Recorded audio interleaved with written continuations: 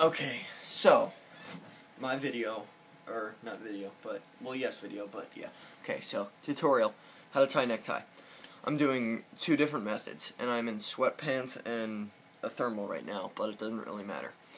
You're probably, for guys, probably gonna have a dress shirt on when you're doing this. So this first knot is called a double Windsor knot, which is my favorite knot personally, and it looks like a perfect triangle when it's all said and done. So what you're going to want to do is have the small end of the tie. There's two ends of the tie, for those of you who didn't know, a small end and a big end. See? Okay. So you're going to take the small end of the tie and have it to be about a third of the length of the bigger end. So about that. I don't know if you can see that fully, but regardless, about that. And then what you're also going to see, if you look at if you look at the upper part of the bigger end of the tie, you're going to see a seam, and I'll zoom in on this a little bit. A seam right here that's diagonally across. You're going to take that in one finger, or grab that, take the smaller end, and you're going to cross that diagonal seam over the small end. So what you're going to do with that seam is line it up with the left side of the tie, so it looks something like that, just so it's on this side of the tie. Now what you're going to do is take the tip of the big end of the tie, put it under, through, and over the loop in your neck, and over. Put it on the right side.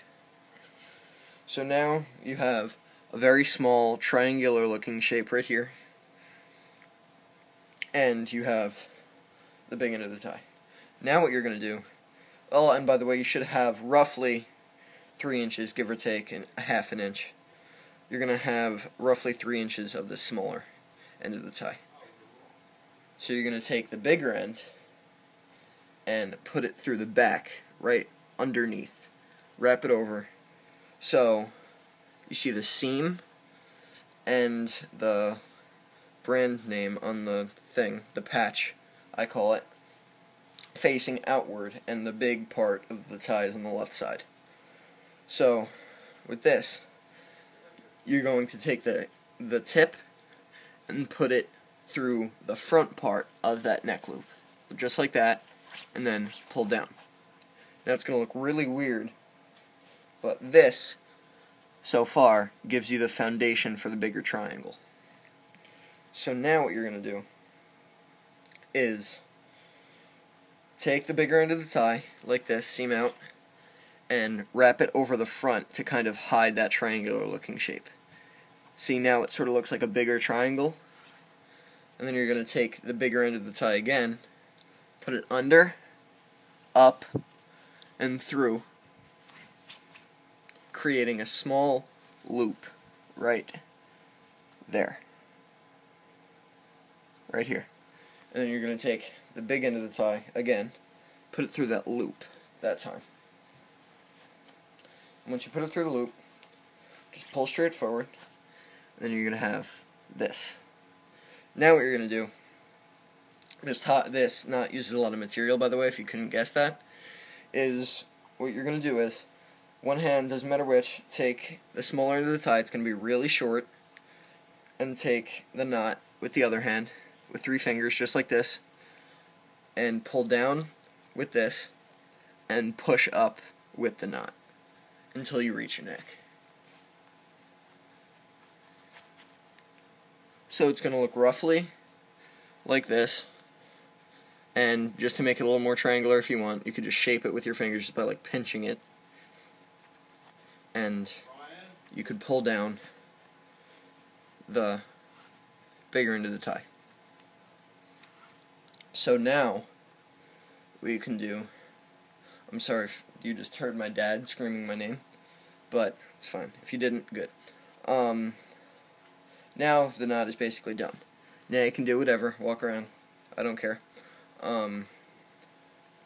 the bottom end is probably not going to reach this. It's usually used for putting it through that loop.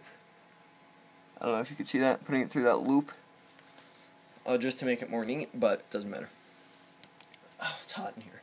Okay, so the next knot is called the double knot. To take the tie apart, all you have to do with your right hand, well, for me, I use my right hand, take the knot and basically the entire thing, just grab it like this, and with your left hand, take the left part of your of the tie. Excuse me, that was gross. And pull. See, now it's done. All you have to do with this is just pull.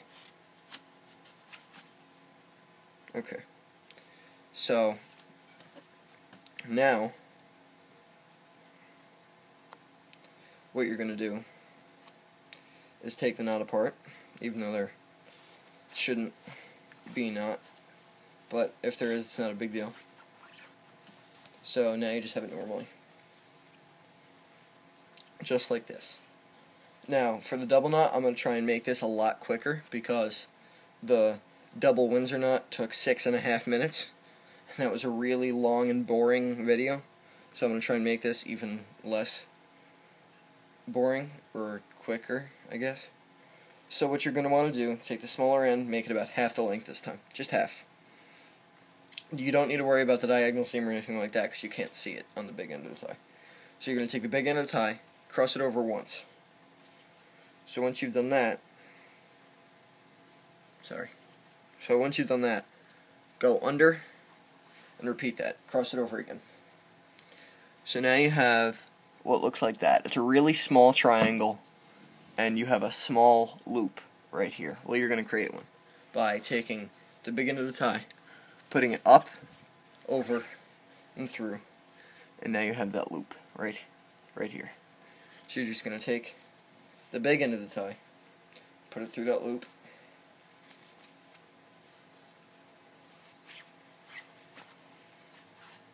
and then do the same thing. One hand with the small end, one end with the knot, pull down and pull up, or push up rather. So now it's a lot longer also, and it's a much smaller triangle. It takes much less time, but I personally like the other one because it looks better, in my opinion. And this, depending on how long your tie is to begin with, you may or may not be able to do this, but for the longer ties, you're going to be able to take the small end and put it through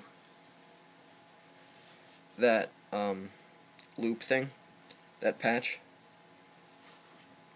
and that is the double knot.